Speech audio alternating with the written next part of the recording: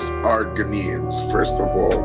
And my dad is Ashanti, my mom is Ga. And, I've literally lived in UK my whole life. I schooled in Ghana, and then after secondary school, went back to the UK. But for over 28 years, I've had a plan. I've had a master plan of where I have to be and I need to be. Whilst I was writing little bits of tips to write down, I said something that actually struck me. I said, some people inherited legacies. Some of us have to create legacies to be inherited. Sonnie Badu is a multiple award-winning gospel singer, songwriter, philanthropist, producer, TV presenter, and author. He is arguably one of the most successful gospel exports emerging out of Africa in recent years.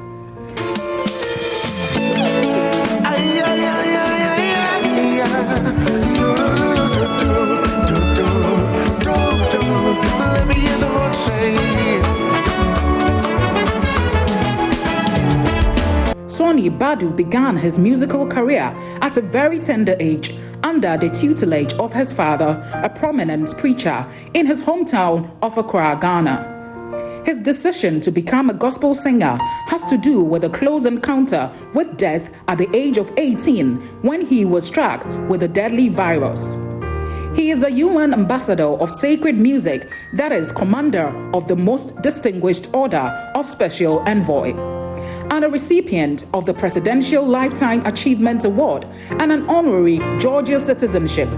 He also holds the keys to the cities of Brooklyn, New York, and Brentwood, Maryland. Sonnie Badu is happily married to Lady Annie Badu with 4 beautiful children, Shadeen, Imani, Sonnie Jr., and Ayana Badu.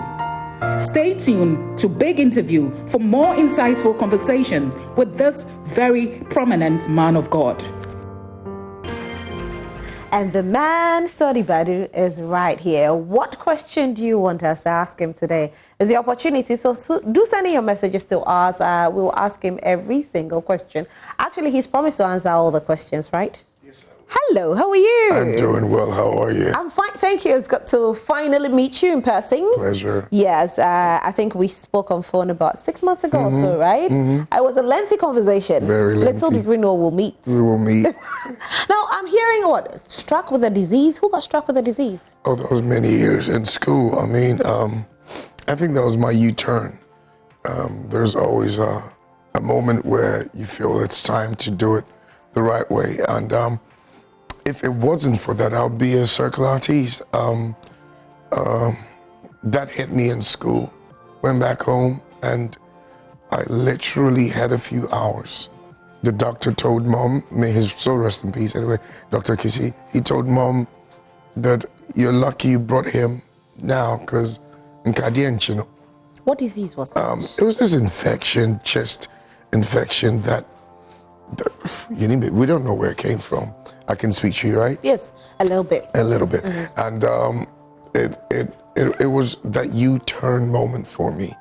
And I saw things begin to change in my life. And I've never looked back. Wow.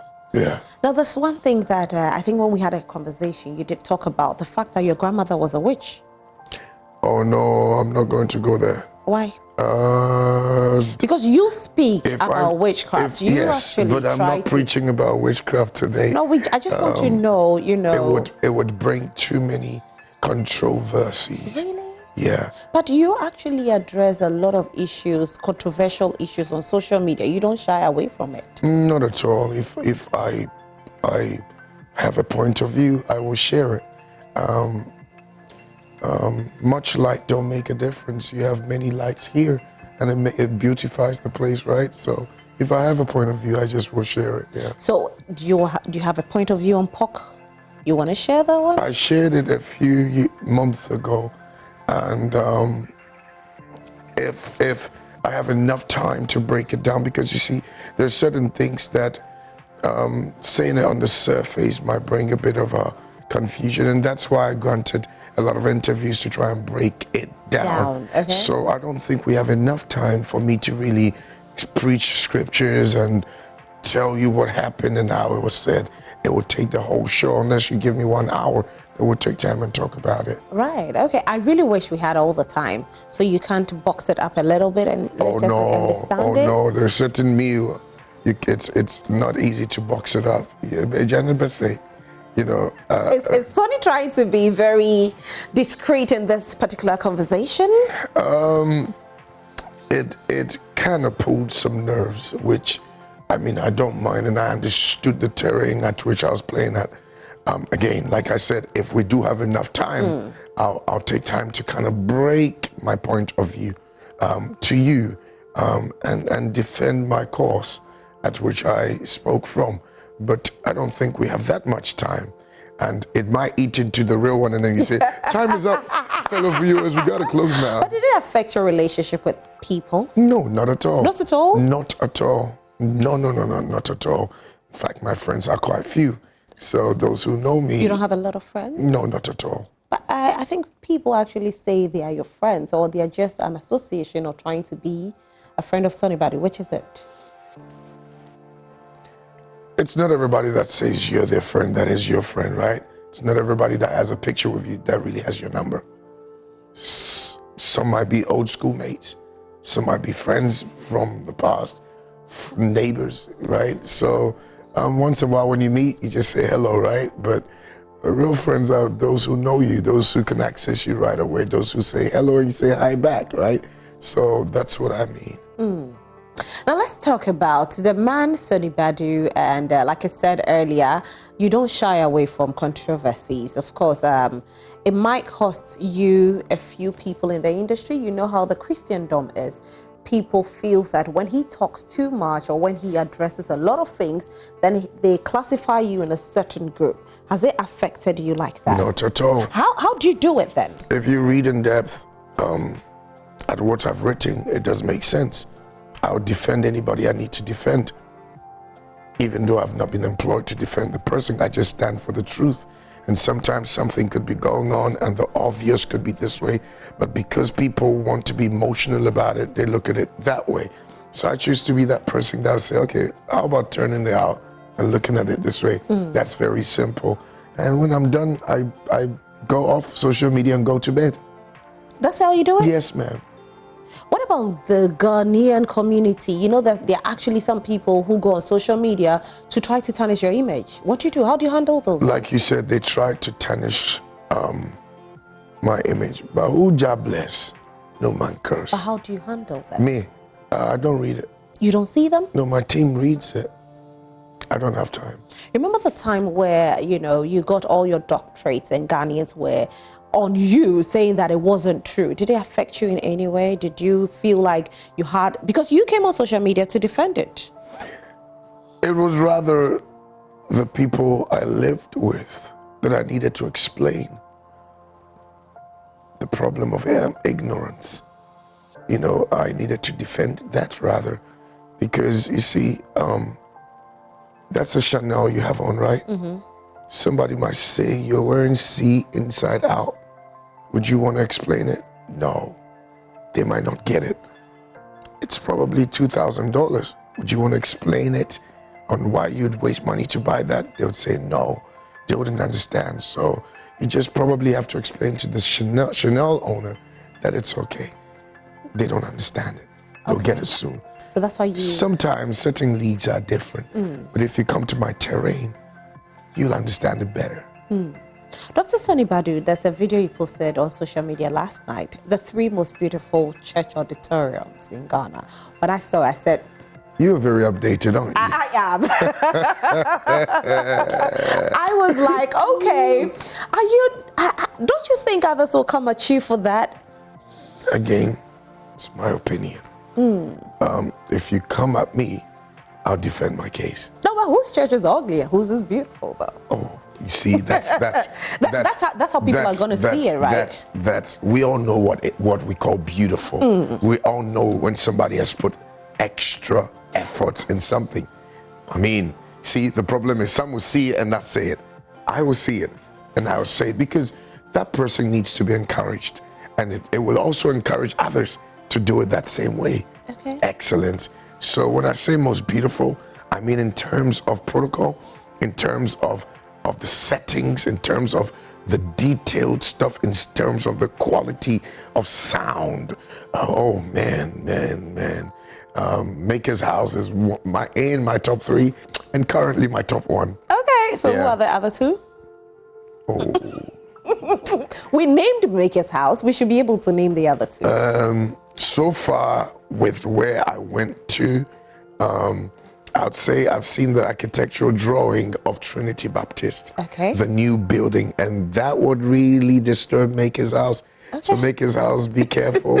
And then the third one, I think when Royal House Dome is finished, it's going to be an incredible building. Okay. It's not finished yet. Okay. So currently, Maker's House still wins. What informed your decision on this whole church tour thing? I think I needed to connect back with the Christian fraternity. Most of the time, if it's a concert, you come and you're brought in by your host and you stay in your hotel. Did you ever disconnect with them? I haven't been in churches in a while. You got it. So that's what I mean by the disconnection. And I'm a people's person.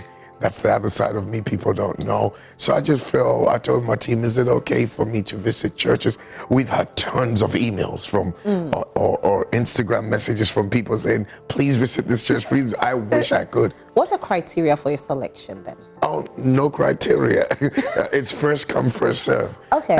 And I don't care how big it is, and I don't care how small it is. Sunday we did about 9 churches. We went to some that were 5,000, some that were just 150, and I just loved it. I just had a good time. It's just that age is catching up with me, and so I needed to rest in between, and I was very drained after.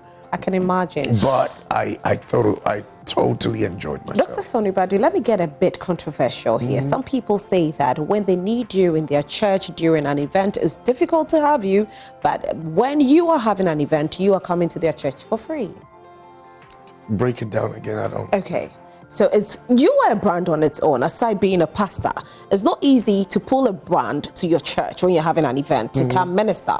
But this time around, Dr. Sonnie Badu is having an event. And so Dr. Sonnie Badu now is coming to our church for free. Oh, I get it. You mean because he wants us to come to his concert? Exactly. He's offering to come for free. Is it like a marketing oh, no, not gimmick? at all. I haven't had anybody that invited me and we said no. If my diary was cleared and if they could meet the requirement, you got it. And it's not that I don't have anything to do with my Sundays. Trust me. If I'm not singing, I'm preaching, right? But I just felt for the people, you know, some people, when we entered the auditorium, one of the things that stood out was everybody would say, for the first time, you can meet him. You know, I don't live here, right? Yeah. So, and I'm a relationship person. Once I have a good relationship with you, if you say, Pacho Brahma, sorry, I will show up. So what's the criteria that one has to meet? You don't need no criteria. Just call me and say, okay, this is where we are. And we will show up. Trust me. No, but I mean, not for this period, but I mean, when one wants to book you to, you know, their church for an event, what criteria are we looking at here? Because you did say it depends on what criteria. you want. If you want a concert, of course, I'll come with my team. But here's the beautiful thing. I have teams everywhere. I have teams in America. Okay. I have teams in England. I have teams in Africa. So anything around Africa, I use the team in Africa. Okay. You got it. Of course, you got to fly me down and meet the necessary requirements. And most people do it easily, especially in Nigeria. So I'm easy like Sunday morning. I know you're easy like that. When you needed to speak to me, give me a second. When you needed to speak to me, did I make it difficult? Oh, not at all. No. Actually, it was just on social media. I reached out to you, inbox, and that's how we got Please talking. call me. Yes. But do you charge? We put a few things together to meet certain requirement. I wouldn't say charge, but then, you see, this is a very controversial topic. I say to people that based on where you're standing in life, you can have your opinion. A lot of people who live in Africa have life easy for them. Okay, so Africa, life easy? Yeah, you wouldn't necessarily have to charge when you live in Africa. I can tell you, if you build your own house, you don't pay no mortgage, right? If you put things right, you don't need to do much. So I've seen a lot of singers go, oh, me, I don't charge you by the grace of God. When I'm done, you bless me. And I can tell you stories about those ones. They went to a place and they said, okay, so say we don't need to pay you, so here it is. And they lost their mind on behalf of their manager. You see, they gotta hide it. The manager has to do the dirty job. They were angry, but the people were literally taking them for, but you said we can give you anything. This is our strength. Now they felt disrespected. You're disrespecting me, you see. Now, if you live in England, if you live in America, you got to pay bills every month. I have wife, I have children. I cannot leave England and come to Africa and go back to my family and say, Charlie, me took quite 4 days and me call. Yeah, ma, 1,000 Ghana. Yeah, ma, 1,000 Ghana. Oh, now count. Yeah, but yeah, ma, 1,000 exactly. Ghana. Okay, but yeah, ma, me say, me fambra. Oh, sisasi kano krana. Intimin to pampas in shawbano. You get it? Yeah. So you can have your opinion based on where you're coming from. I tell people, survive what I've survived. Survive what I've survived. Living in England and being successful, living in America and being successful, then we can have a chat. If you have not sat in that terrain, don't say, ask Dinah Hamilton. She's a woman, so she has a husband who's a medical doctor. But how many people have you seen from England or America making this impact? It's not that easy. Yeah. You will lose your job. You can't leave your job to come here. So the terrains are different. If I lived in Africa, trust me, I would rather be building churches. So you wouldn't have charged. Oh man, I said, man, people give in Africa. Most gospel artists in Nigeria that you see that, oh, it's free. Do you know the billionaires behind it who have said, just minister for me? So will you then say that the Ghanaian gospel musicians should not charge if they have been invited to minister, but if they live abroad because of the conditions? Oh, no, I didn't say that. I'm asking. I personally, I would say, if you have a team, you've got to meet their requirement. If you have a team here, right? Right. Right? So he gives you, maybe I'm taking 2,000 Ghana every month, right? That one is taking 1,000 Ghana. What do you buy 3,000? We still 1,000. That's what, 4,000. Into Ukoni your 5,000 now, and your 4,500.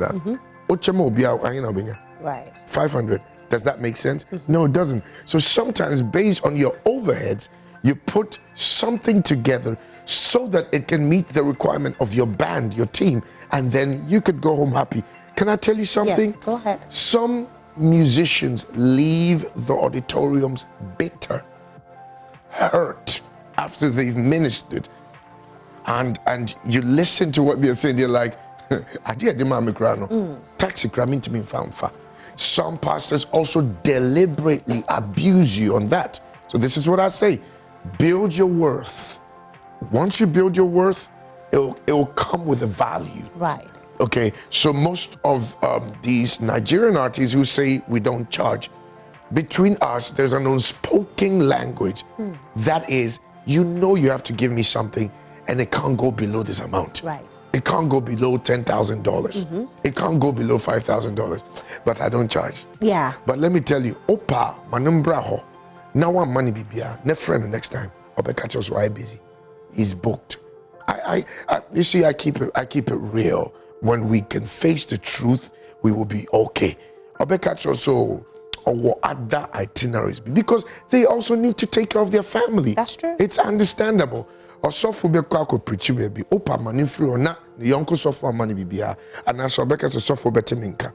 From that time to better minka, obe friends I'm a pastor as well, right? So I know how these things work. On dada, onto Osaka, honorarium. Yeah. See, some people call it charge. It must say honorarium, but there is an unspoken language. I mean, say, if you're giving me something, it cannot go below this. In Nigeria, they understand that language. In Ghana, they are yet to understand it. That's where the issue is. That is a huge issue and a huge gap to be closed. And I would like to confront it to help people. That's what I stand for. That's what I would like to confront it to educate people. A lot of when you go to the recording studio, they wouldn't tell you because you are anointed, it's for free. Anything free is cheap. Free drinks. Would you drink? You'd say, I didn't say, right? So you once you build that value, it needs to be respected. The mindset of a lot of our people must change. Once it changes, we'll have more quality music in there, more better people in there, more excellence. So their mindset should be more business focused, right? No, should that be understanding that it takes money to put things together. And so when you call him after he has blessed you and he's drained, please fill him with virtue, fill him up with something that he would receive it. And I'll give you an example. I was so tired through the church tour, and we're meant to go to Prophet Uche's church, but it was late, right? We got there, he said, oh man of God, let's go to the office. I've been looking forward to meeting you. Then he took a brown envelope and gave me. Listen, he's my friend for life from that day. That brown envelope. We are friends. I like and that. what he put in my hands, it's I respect you and I appreciate you.